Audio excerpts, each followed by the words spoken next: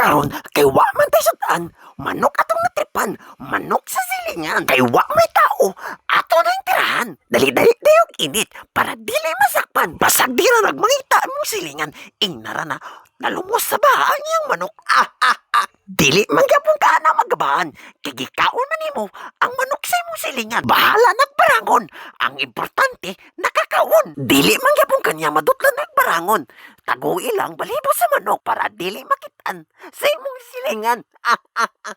Pero ay sa, kay magluto na ta, transition sa ta. Grabe kay smooth ang unot sa manok. Lami igyod, basta bata pa na manok, bata pa, nahiniktan sa imong silingan, kay kawatan kay kang buwanga ka.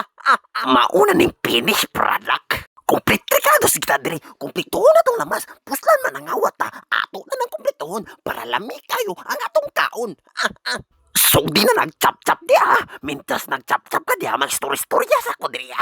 Hatagan ta mo basic technique para makakawatay mo manok sa inyong silingan. First technique, muato ka silang balay, hubugunin mo yung silingan, na imong kauban mo, kuha na silang silong, pagkauban lutuan ninyo, ipahigop sa iya. Muha naman na, lami sa sinabaw, inyo day mo, inyo may nang hiniktan, di ba gukdon lagi mo sundang.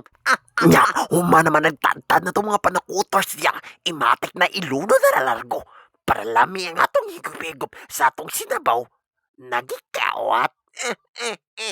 Nya, kinawat man ning manok, kawaton po niya ito ning tangad para puslan man ang awat, kawat na lang tanan.